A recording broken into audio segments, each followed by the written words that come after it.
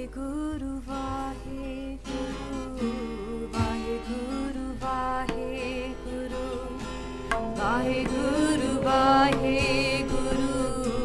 Vaheguru Vaheguru Vaheguru Vaheguru Ji Ka Khalsa, Vaheguru Ji Ki Fateh. Why learn Gurmukhi? Very good question. Now, a lot of the people that are coming into Sikhi are going to be asking the same question. Now, the first assumption is that you actually are a Sikh and you want to follow Guru's hukum. Yeah, that's the most important thing. A Sikh is trying to follow Guru's hukum, and Guru's hukum is to learn Gurmukhi. Maharaj has actually ordered us to go and learn how to read, to sing, to write even Gurmukhi letters. And actually, to understand the history of Gurmukhi, Guru Angad Dev Ji themselves set up the letters that we see now. There were pre-existing scripts, but what we see now as Gurmukhi was actually codified by Guru Angad Dev Ji Maharaj. And actually, what's even more interesting is majority of the 35 letters of Gurmukhi, they're in the same order as where Guru Nanak Dev Ji themselves, when they were 7 years old, wrote down the Patti Shabad. So this is Guru's hukum, and this is the system that has been set up by Guru. Guru Sahib actually made Gurmukhi very easy to learn. In terms of writing, in terms of how the system works, it's actually easier than both Hindi and Sanskrit. So Maharaj has made a very simple language, and they've made it so that it can be taught to the masses. And Guru Sahib themselves, Guru Angad Dev Ji and Khadur Sahib, would have been teaching Gurmukhi to all the new Sikhs. And a good example from our history which proves that Sikhs always learnt Gurmukhi is Banda Singh Bahadur. He only stayed a very little bit of time with Guru Gobind Singh Ji Maharaj, and as he was marching up towards Sirhind, his hukamname that he sends out from the Khalsa, he actually writes them in Gurmukhi as well. So he would have learnt it as well. And two other things direct from Guru's orders. Firstly, Guru Gobind Singh Ji in one of their hukams makes it clear that the Sikhs should learn Gurmukhi from each other. And also, if we look at the Sikh Riyat Maryada, it says in there very clearly that a Sikh should learn Gurmukhi. So if we are a Sikh and we want to follow Guru's hukum, we have to learn Gurmukhi. The other assumption we can think about as a Sikh is we want to understand Gurbani better. Is our Guru's words, right? And if we want to understand Gurbani, then we have to learn Gurmukhi. Why is that? Firstly, the translations we see on the Sikh the Max and those places, they are imperfect. One of the main reasons they're imperfect is because the person who is trying to give an explanation of that line in Gurbani is trying to condense that translation into maybe one line or two lines, because obviously we're going to be reading through, we can't have a whole paragraph of text to read through. These are not Guru's exact words. When we read the translation, actually it's the translator's own biases injected into there. There's some words that can't adequately be translated in English. Also, it depends on the spiritual state of the person who's translating that, as if they understand the different meanings. And we don't always know the background of the person who's translated this for us. You know, Gurbani is poetry. It's not written in prose, it's not essays, it's poems, it's hymns, it's shabads, they're meant to be sung. Now what happens if you translate poetry? You lose something, you lose the poetry. The beauty of Guru's poetry, the beauty of the Bani that's coming out gets totally lost if we translate it. So being able to understand Gurbani, it's important for us to learn the original words, right? And so if we can read them ourselves, we can actually understand them much better. Now somebody might say, you know what, I understand that we have to sing Gurbani. It's not enough to rely upon the translations. However, I can rely upon the transliterations, the Romanized version of Gurmukhi. Now, I want to address this. Actually, the Romanized version of Gurbani is like a crutch. You know, we're injured, yeah, we can't walk, so we use a crutch. After some time, what's going to happen is that crutch will become something that we don't need anymore because we're better. But unfortunately, until we start walking on Gurmukhi, we're forever going to be using the crutch of Romanization. And I'm going to go into some reasons why I don't think it's very good for us to try to use these Romanizations for too long. Initially, it might be helpful, but over time we need to get on to Gurmukhi itself. So one of the reasons why we can't just rely upon the transliterations is the fact that in Gurmukhi, there's more letters than there are in English. For example, there's 4 Ds, there's 3 Ts. How do we represent that in Roman letters? We just can't. English doesn't have that. So what happens is that whoever's writing it, they end up giving some kind of their own version of how to write this. Yeah, and the person who's reading it is bound to make mistakes because they won't know exactly which one it is. So by learning Gurmukhi, you will actually end up pronouncing it much better. And you know what? It's not just D's and T's, but actually the vowels themselves, the e, u, those sounds, they can't be translated to English that well either. What you end up with is some kind of, some people writing two E's to mean a long E, some people writing a little e to mean a lav. It's just not consistent. And what will happen is, when you pick up a new Gurkha, you'll have a whole new person's perspective on how to Romanize it. There's even some sounds that are not even in English whatsoever, like r. R doesn't exist in English. It sounds like r or it sounds like d, but it's neither of those. It's something different. How will you represent that written down? Somebody might misunderstand what you're trying to say, but by using the Gurmukhi letter only for ra, then you are, it's unmistakably that's letter. And so actually we're better off using Gurmukhi letters.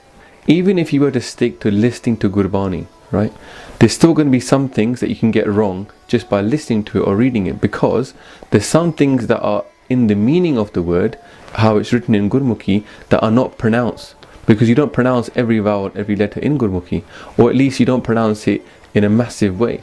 It's just a hint given at it. So I'll give you a good example from Japji Sahib. It says, Vingun kite pagat na hoye.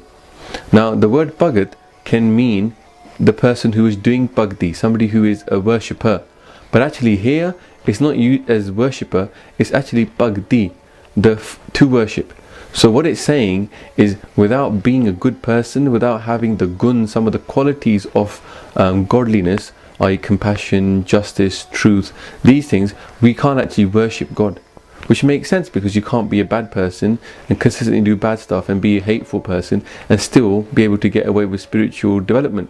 You have to be a good person first. And if you were to read that by listening to it and reading the Romanization, you would miss that exact meaning, because bhakti and bhagat are very different words and they mean different things. So that's not pronounced, but it's there. That's the word is bhakti, but it's pronounced as bhagat. The final thing is something very important to all Sikhs.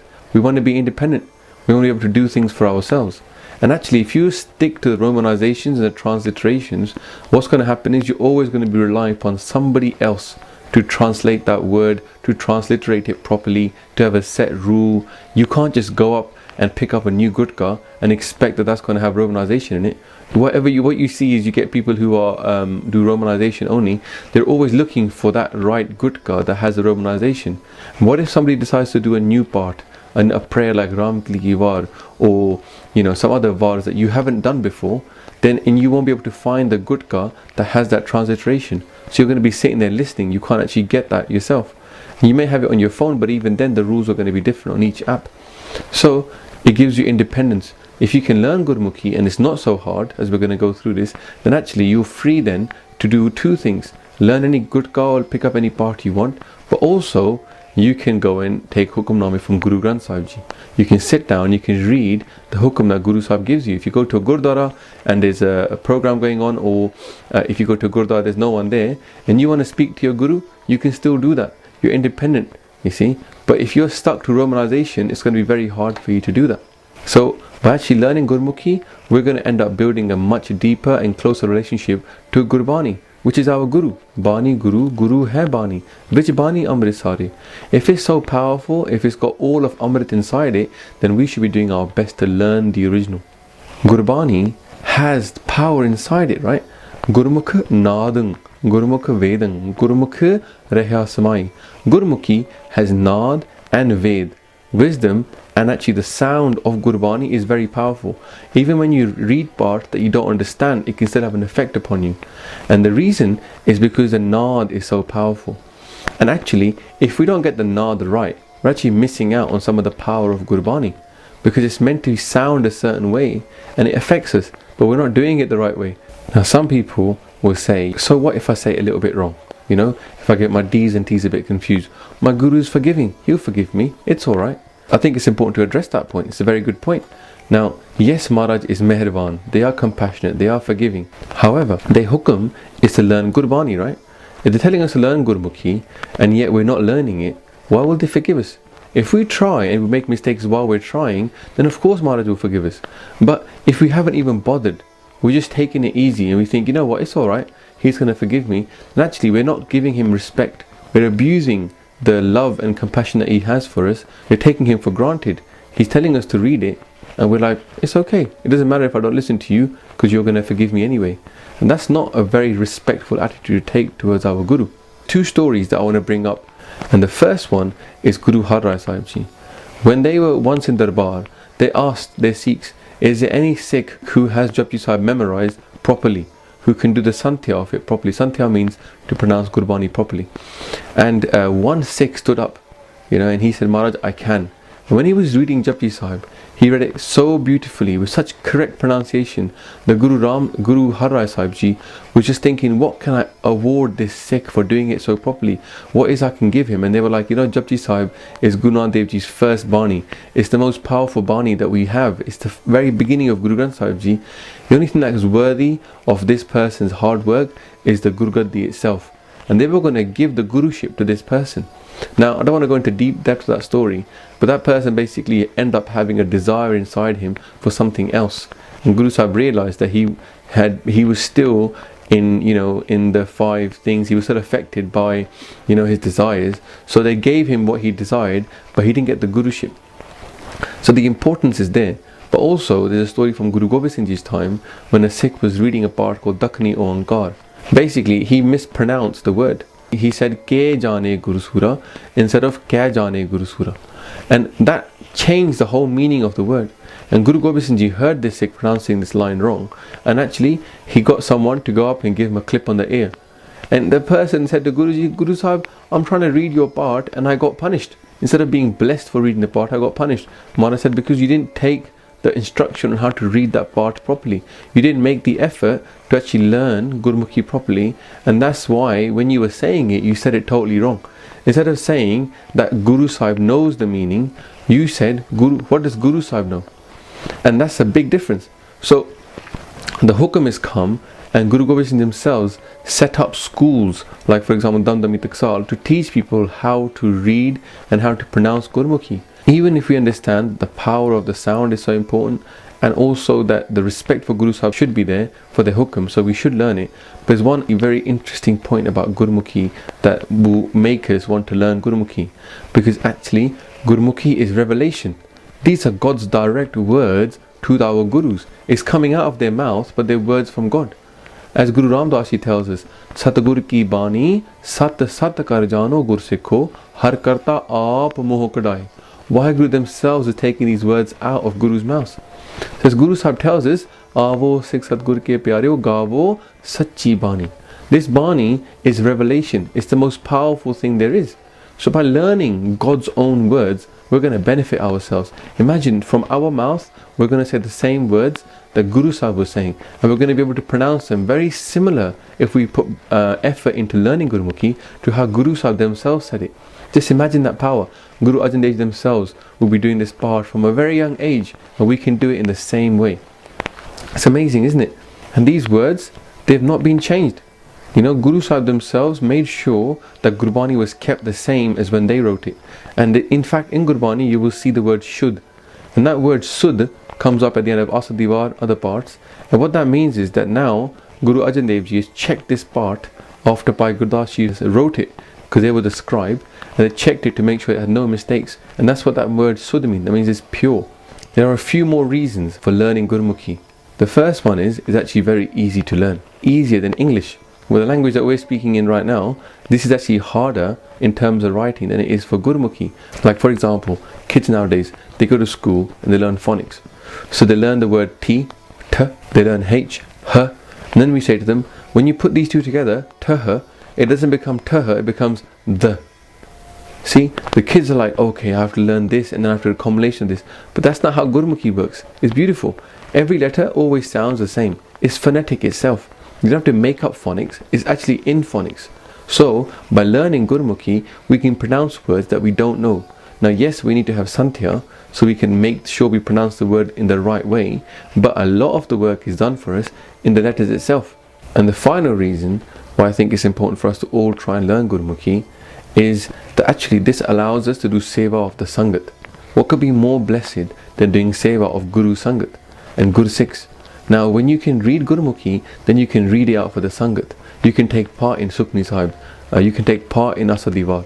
You can also take part in reading Hukumnama and doing Seva of Guru Granth Sahib Ji. But if we don't know these things, we're forever going to be on the outlines and never be able to contribute to the Sangat. So it's one of the most important sevas is to spend time learning Gurmukhi. And I was told this right at the very beginning when I came into Sikhi. I took it to heart. And Maharaji Kirpa, it was very easy to learn. For example, I went to India and in about 4 or 5 months I could read Gurmukhi. Yeah, and that wasn't day in day out learning Gurmukhi, it was just part of my daily routine. So what we're going to try and do in this series is show how to incorporate learning of Gurmukhi into our daily routine, and by putting a little bit of effort in every day we can learn Gurmukhi, because it is easy, it is Guru's hukum, and most importantly it's going to benefit us the most, and we can do seva of the Sangat. So, and let's do ardas to our Guru to help us understand his words and help us to read his words. I'm sure there's many more reasons why we should learn Gurmukhi, and I'm sure that in this I probably made a few mistakes, so my apologies for that. Vaheguru Ji Ka Khalsa, Vaheguru Ji Ki Fateh.